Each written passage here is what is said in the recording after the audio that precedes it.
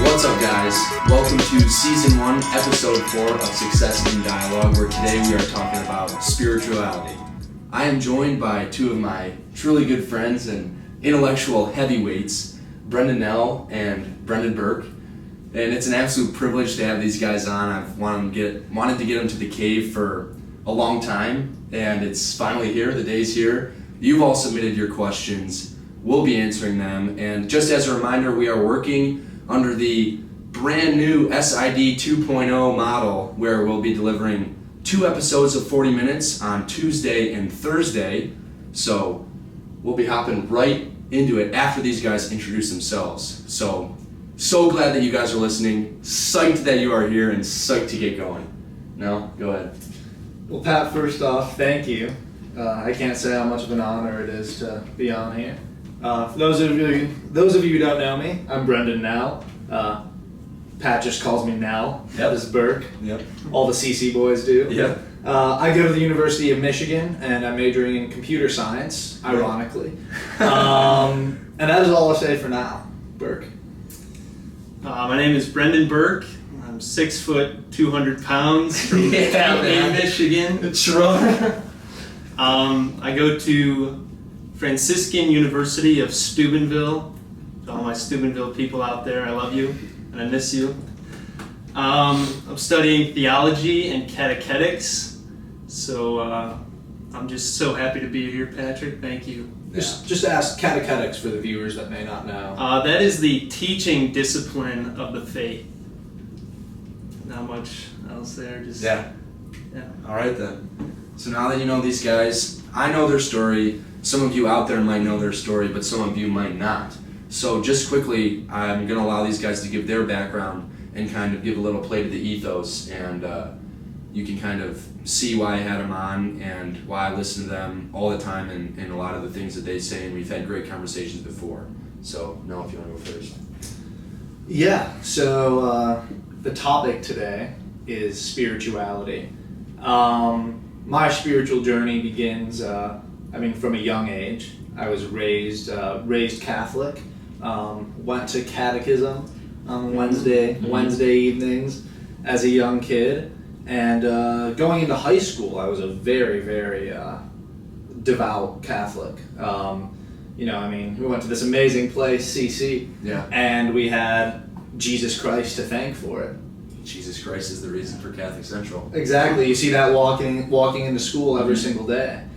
And I can't pin down a single moment where I started to look elsewhere for spirituality. But I know, generally speaking, my fallout with Christianity began in Father Fulton's morality class. And there are a number of reasons for that. I just found that the ethics that were taught often raised more questions than answers, right? I mean, there's the classic, should you steal a loaf of bread to feed your family? That's just the tip of the iceberg. Absolutely. And then from there, my journey eventually took me towards Eastern traditions, leading to things like Zen Buddhism, which is neither a religion nor philosophy, but we can get into that a little bit more. We will. Bert. So I am a cradle Catholic as well. I come from a great family, 7 kids, so 6 boys, 1 girl. My turning point was middle of senior year. I took a trip up to the seminary in St. Paul, Minnesota. And just the bus ride there, there were these guys, and they were reading and praying, and it was so inspiring. These guys were on fire, and I said to myself, I want some of that. So the whole trip, I met some amazing guys, and I don't know, it just kind of took off from there. I came home, and over winter break, I really hit the books hard, and that was when I first started my love for reading. All up until that point, it was kind of rough. I didn't like reading that much, but now I love it. So, and I keep pursuing that call for my life. And I want to grow more in that, so I'm attending one of the best Catholic universities in the country. Yeah. And just to give you guys background, these guys are the absolute authorities on spirituality and religion from the community that we've been a part of for the past 4 years. If you have a question about Eastern philosophies and religion, Nell is 100% the guy you go to, and the exact same goes for Burke. These guys' reputations are absolutely stellar, and for good reason, as you'll find out. And just quickly, for me, I was raised Roman Catholic as well. I went to Our Lady of Victory, which is a fantastic school. I belong to that parish. And then Detroit Catholic Central, which in many ways I owe the person I am today to that high school, and the men who run it and the men who attended with me. I had the privilege of going to school with. And for me, it came down to a certain time in my life when I didn't know if it was something I wanted to engage in towards the end of my senior year of high school. I had the awesome Jason Jacket, the juicer, shout out for my third semester. And I said, he had this sheet where we could ask questions, and I said, do you have any books for somebody who's looking for answers? And he gave me two, and one of them was Mere Christianity by C.S. Lewis. And I just realized then, if I wanted to be a man and an adult, then I needed to make decisions for myself.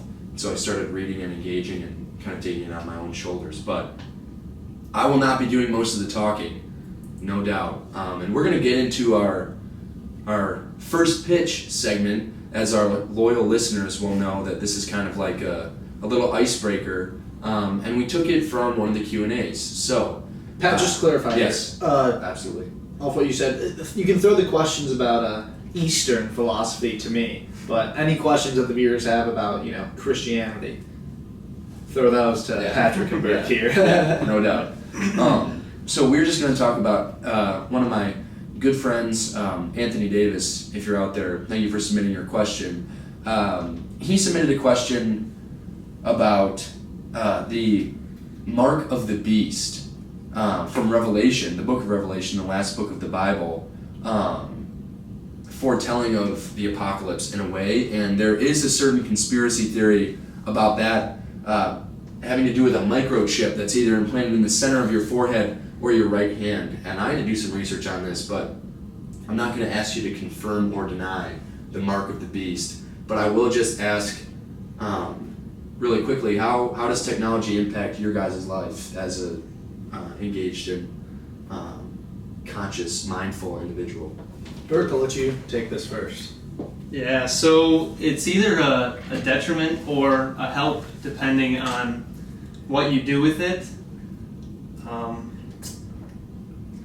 I don't know, I mean, it's true. Yeah. I feel like it's a tool, in a way. You can use a tool for the right thing, or if you're trying to use a tool for a job that's not appropriate for, then it's a detriment. If you're using it to fill your time just because, and Netflix and social media, which we talk about on the show often, it's not such a good thing. I mean, for me, it's very important to have a clear understanding as to why these apps exist. These apps exist so that somebody can make money, right? In the end, right, like Instagram wants you to think that Instagram is just there to make your life better. Mm-hmm. But Instagram exists to make money. And it's very important to recognize that going into it, and you have to keep your guard up. Yeah. Burke, favorite apps for our Catholics out there? Any prayer apps for you? I don't know. There's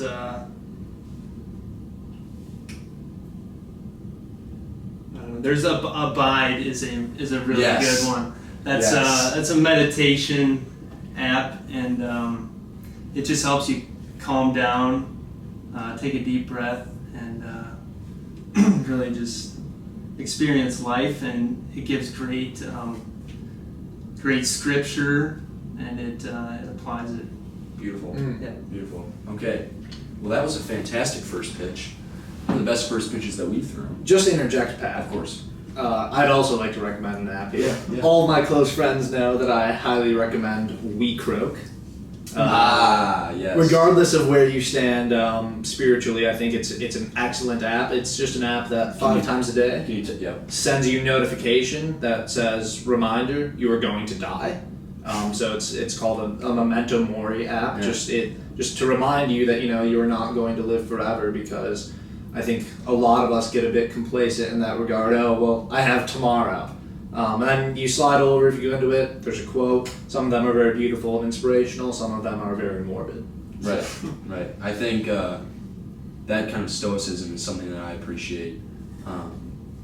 We changed the decor for today's episode to our fantastic theology books, but normally, for those of you who are detail-oriented, you will see the Meditations of Marcus Aurelius has a firm spot right next to me on most episodes, right? Oh, yeah. So, all right. We are going to jump in right now to the questions that you guys asked. I apologize we can't get to them all today, but we're going to do our very best to answer as many as we can with as comprehensive answers as possible, because we are always at Success in Dialogue committed to providing actionable and real advice. No fluff in the cave, that's a rule. So we're going to start off with a question submitted by Jen Petro. How do you immerse yourself in spirituality on a daily basis and stay close in your faith? Now, you want to start us off? Yeah, so I'll address the first part of the question. I'm not exactly sure how to address the stay close in your faith aspect, considering I don't. My beliefs, I don't require any faith. Sure. But I think if you're on the constant search for answers, I mean, like that is just going to happen, right? And then when you find what you believe to be truth, right, that is not something that you are going to forget. So if you're not engaged daily in your spiritual practice, it's probably because you haven't found yet what you believe is the truth. Yeah. In a way, it kind of lights a fire. Exactly. Yeah. Burke? I think the 3 keys to stay engaged is when, where, and how. So you need a time that you're going to do your spiritual activities. You need a place. Like humans thrive on habits. So just having that place to go to, and it'll get you in the right the rhythm and the right mindset. And also how. Usually you need some substance to engage your mind, because it's pretty easy to get bored sometimes. So I love scripture reading. The Bible is to go to. I try to do a chapter a day, and just quiet time for sure. But we'll pick up more on that later. Right. What does the where look like for you? In my room, for sure. Okay. You have a little station set up, or just kind of at your desk? My chair. Yeah. Okay. Really, really well said. With anything, right? Whether it's spiritual practice or anything else that like you want to do, failing to plan is planning to fail. So definitely thinking about those things. Wow. Here we go, man. That's what we love to see. So thank you, Jen, for that question. And we're going to go into a question submitted by one of my good Stanford brothers, Pablo Lacayo, listening from down south. Is it possible to be fully spiritually fulfilled in Catholicism or Eastern religion / spirituality alone? So do you find that there is enough there on each side for a lifetime of engagement, if that makes sense? So in regards to Eastern religion fulfilling you, it's actually a misunderstanding to think that the philosophy itself will fulfill you. So it is said that Zen is a finger pointing at the moon, and it's important not to mistake the finger for the moon. So it's pointing you towards something, towards a state of being, and towards a liberation. And regardless of how you find that liberation, right, once you find it, it is there. Okay.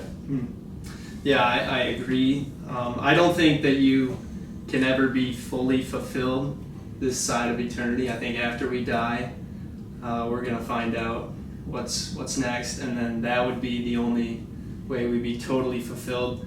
A lot of the saints in the church, they say they have these moments of ecstasy where they're like so lifted up and they're so connected with God almost. But then there's moments where they feel absolutely nothing. They feel rejected by God. So I mean, Burke, I'm going to completely disagree with you that fulfillment in this life is unattainable. But maybe we can talk about that later. Yeah, so, well, what do you think, where do you go now then? Do you go where the finger points? Do you start somewhere? Like, what does that look like in terms of the life of, say, an 18, 22-year-old? Yeah, so what it looks like, the beginning of it is increasing awareness, right? I believe this life only happens once and that's it. And while you're here, you want to be fully aware of it happening. And a great way to practice awareness is to force yourself to pay attention to things that you normally do not pay attention to. And the classical one is the breath, right? Simply sitting and studying the breath is far easier said than done. When you try to do it, you realize how much your mind wanders and how poor your awareness really is. So that's a good place to start. Okay. And that's basic meditation. Yes, I mean, that is, like, if I say meditation, that is what I mean. I mean simply sitting quietly and studying the breath. Do you practice often? Yes, I will admit I'm a bit of a hypocrite. I do not practice as much as I would like to. Yeah. Because, I mean, let's face it, it is difficult. It is not easy. And it is not always enjoyable. And having said that, it is totally 100% worth it. Right. Burke? I agree with that. I do that same thing. I follow this guy, Dr. Gregory Bottaro, who talks about mindfulness. That's a huge thing in psychology. And it is the mental awareness that you need to have.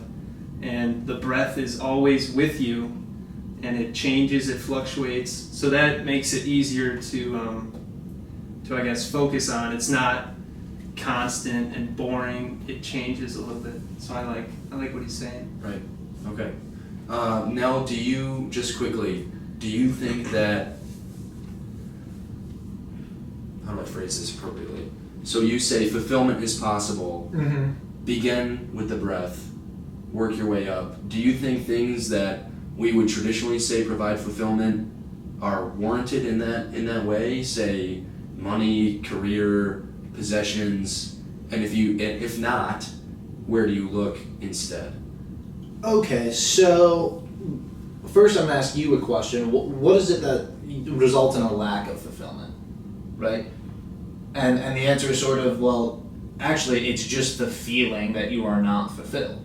It's just that feeling. I don't think there's a specific lack of anything that prevents fulfillment. I think there are, if you look at basically mystics of any religion or hermits, people who go and live off on their own, who live very fulfilled lives with essentially nothing.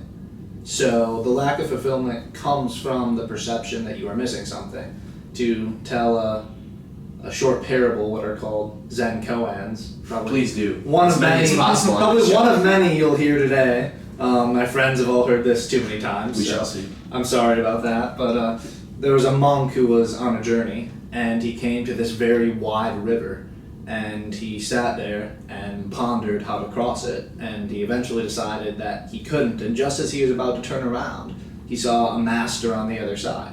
So he yelled across, "Teacher, how do I get to the other side?" And the master paused for a moment and said, "You are on the other side."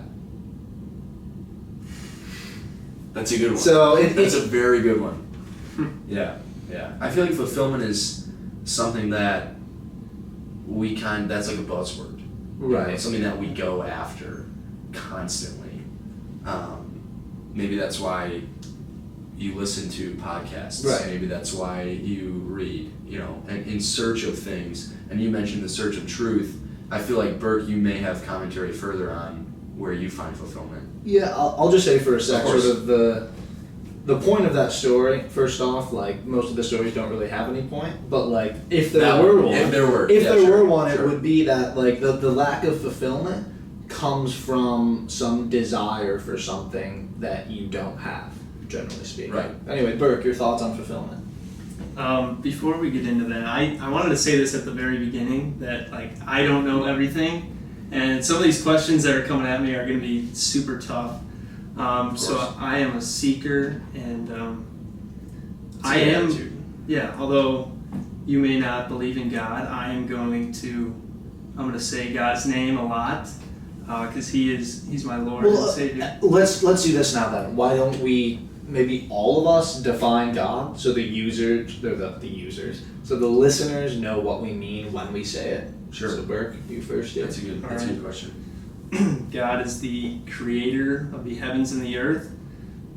He first spoke to the Jewish people, and then the turning point was when Jesus Christ came into the world. He is true God and true man.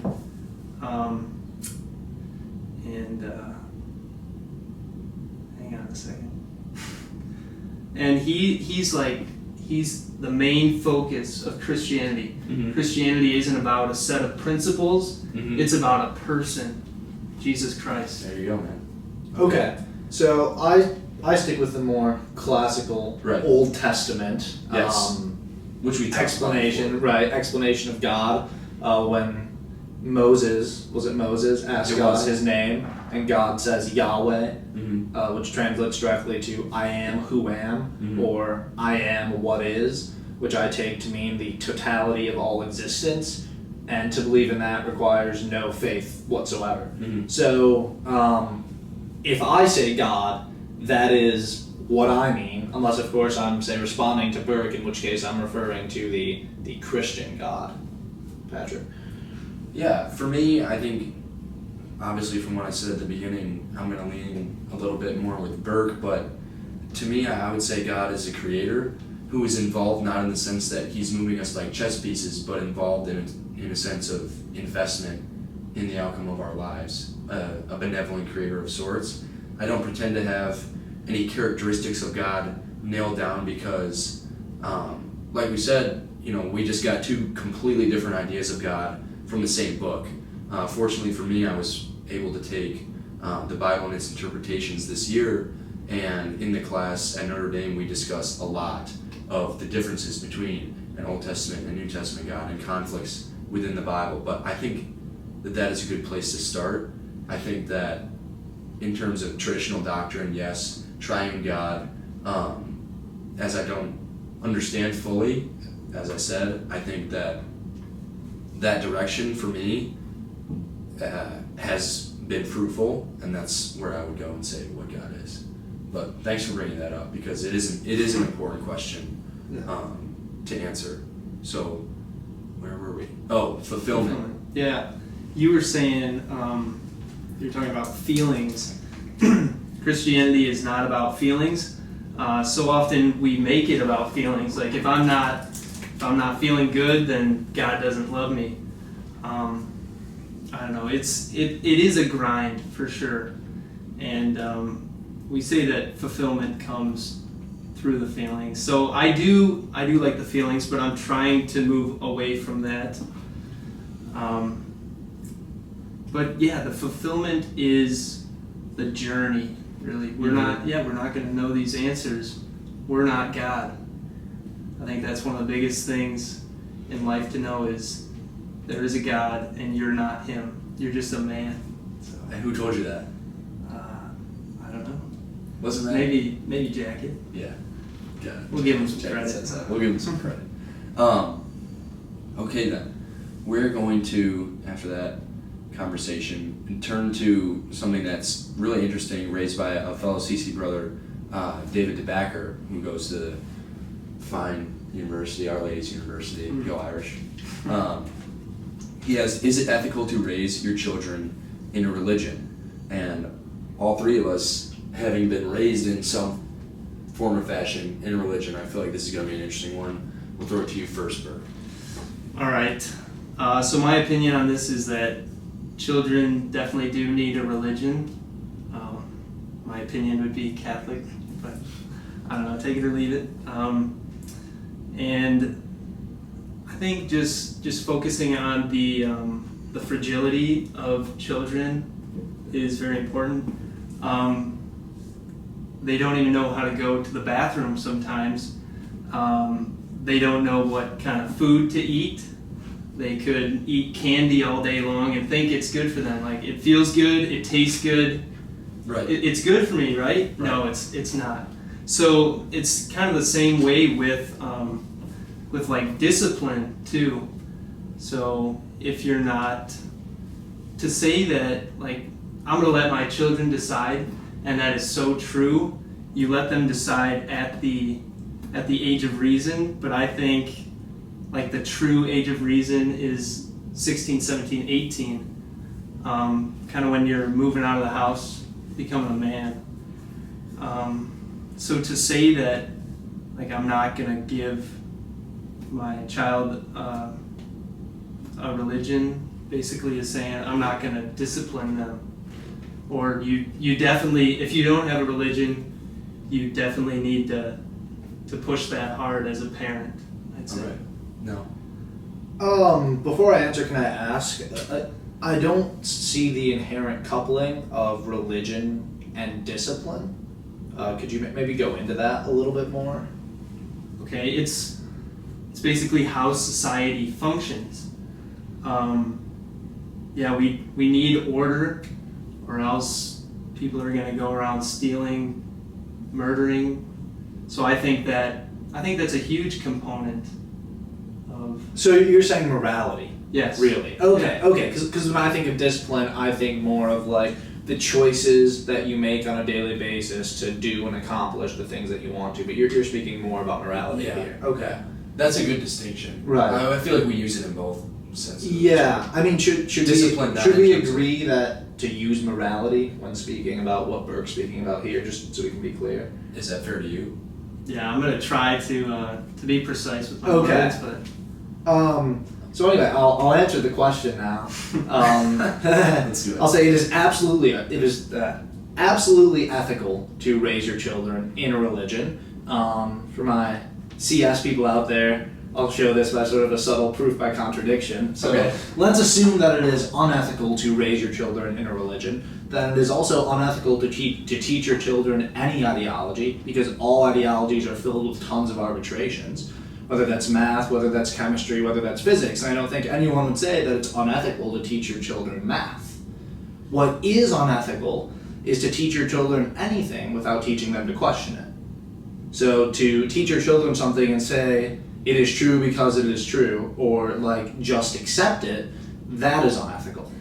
I would agree wholeheartedly, and I think you would as well, Bert, because all three of us have, at this point, and hopefully most of the listeners out there have at this point, you were raised by your family, but now we're at the age where you need to start questioning. And hopefully that questioning was something that you learned growing up, right? Because to realize that all at once would be quite the realization. I mean, when you say, like, it's a skill that's developed. Right. Yeah, okay. And for me, I mean, just quickly, I think a lot of the things that I've learned and a lot of the role models that I have come from the faith. And if you see a lot of times people who are raised in the faith, people who are raised strictly, oftentimes rebel or go away from that. And take that for what you will, but sometimes there does need to be a balance between introducing somebody to something or just kind of like waterboarding them with it. I mean, for the lack of a better term, that's sometimes how it is, let's be real. So in terms of practically raising your kid to hopefully, be happy and accomplish what they want to accomplish, I feel like it's a good kind of system maybe to give them that idea of morality and normalcy in religion. Right. Fair? Yeah. For sure. Okay. That was a great question. Thank you, David, because we're kind of getting to that age where we kind of ask those questions, I think. Now here's an intellectual heavy hitter submitted by the intellectual heavy hitter herself, Quinn McKenna, from the University of Notre Dame. Do we have free will, and does the difference between foreknowledge and foreordination matter?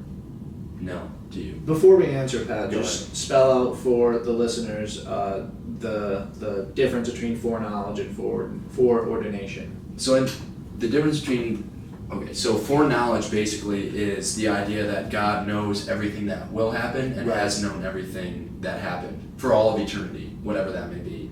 And then foreordination is that things are predetermined, kind of like a set of dominoes. Right.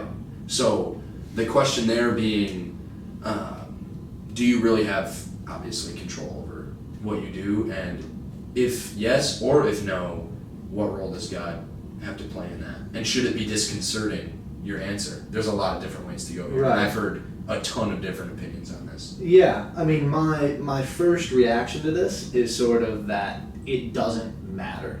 Which is rational. And the reason I say that is because regardless of whether or not like I actually have free will, I certainly feel like I do. Right? I certainly feel like it is completely my choice whether or not I punch you in the face right now. Mm-hmm. And maybe Please that's don't. not the He case. lives. Powerhouse Jim, baby. That's right. DH. But the fact that I feel like that is the case and that I have a certain level of control and free will, I think that's enough. I don't really know any reason to sort of say we don't have free will other than you've got a really good argument that we don't, or you're just using it as an excuse to hide behind. That's what I think it is because, I mean, I don't know if it has become apparent on this show, but I love solutions Right. and rationality, and certainly applicable advice is something that I beat over the head because that's what I like. And I think in terms of the question of free will, let's say you do come up with an answer of free will. Let's say right here we found out in some discernible way whether or not we had free will. Then what? Right. Do we sit here? Yeah. Do we commit suicide? It doesn't make any sense. Like, you have to operate still in life regardless of the answer. I don't think that means that we shouldn't ask the question by any means. Right. That's why I brought it up. I love talking about it, but I just wanted to make that note and you answered that in a really rational way. So, Burke, what do you think, man? One thing I love, this is from an atheist, Christopher Hitchens, actually. He said, we have no choice but to have free will. Mm-hmm. So that's kind of saying it's like a given, I guess. But you had mentioned, and you said, God will know everything that's going to happen in your life. That's one of the points. It's not God will know, it's God knows. We talked about the present moment, the breath. God is in the present moment. He's not anywhere else. He's not in the future. He's not in the past. He's not even in time. He's outside of time is what we believe. So, yeah, you make these choices here and now, and that's it. So you're sort of saying that I have the choice of whether or not to punch Patrick. God, your God, already knows whether I'm going to punch him or not, though. Yes. Okay. Mm-hmm. And you think he does or does not control whether or not he's going to I don't think he can make you choose something. Okay. It's your choice. Okay, that's your answer. Do you think, I guess the next question would be, Nell, we had a conversation a few days ago about this, and I think that you brought up if there were a way, and maybe in the future there will be, to predict the movement of every single particle, in the universe. Right. Okay, I wouldn't put any cap on science or technology, but even then, does foreknowledge necessarily mean that you have no control, right? And that means every neuron in every brain and how they interact and intersect with one another. Okay, so here's the good part. We will never know that. Okay.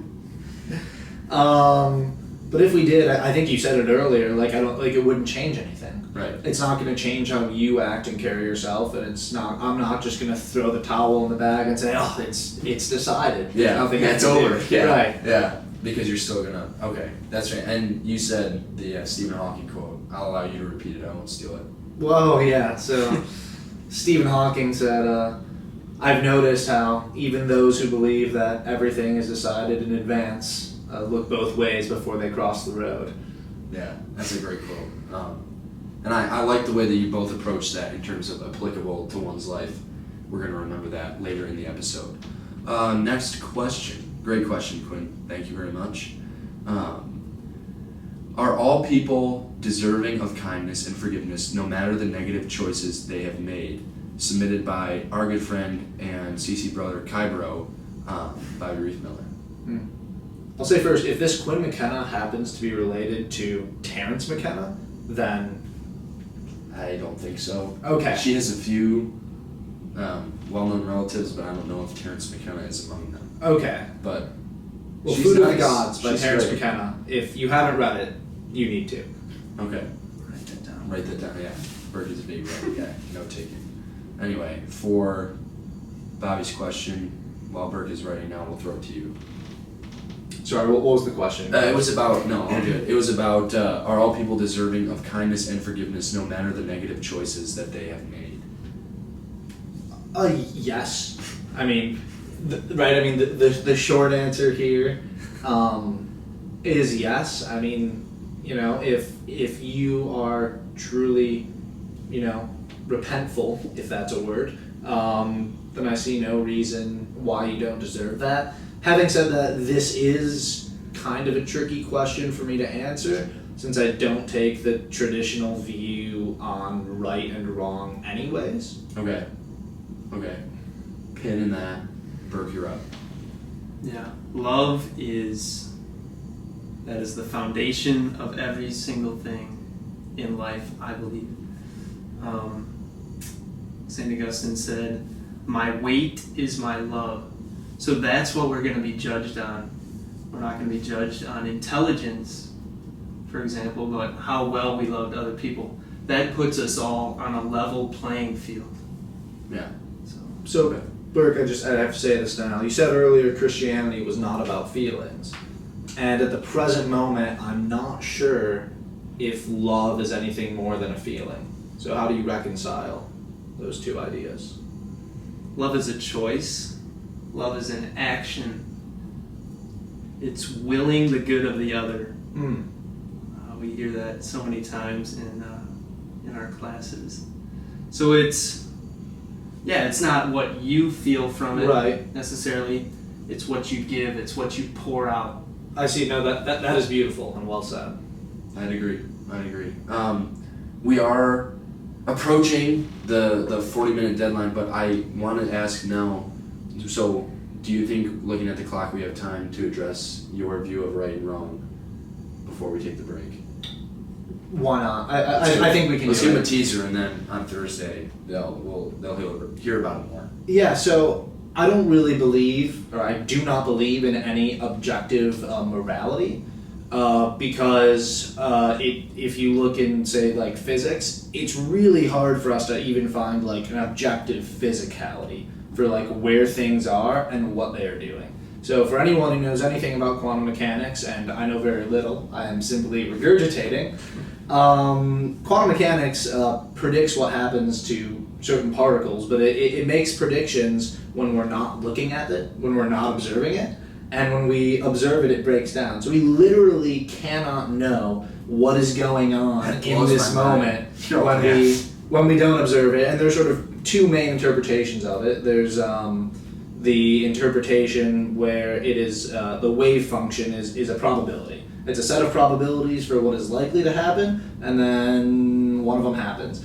The other interpretation is the many worlds interpretation, which says that all the possible events do happen, and our trajectory through time, gives us the way that we see it. So there's, from a physics standpoint, right, and that's a methodology that is extremely bulletproof. Mm-hmm. And then when we find problems with it, we say, oh, we're going to find a way to fix those problems, right? If we can't find objectivity there, I don't see why we should expect to find it in morality. And so, Pat, you may ask me then, well, is killing somebody not wrong? And I would say to you, well, is it inherently wrong? No.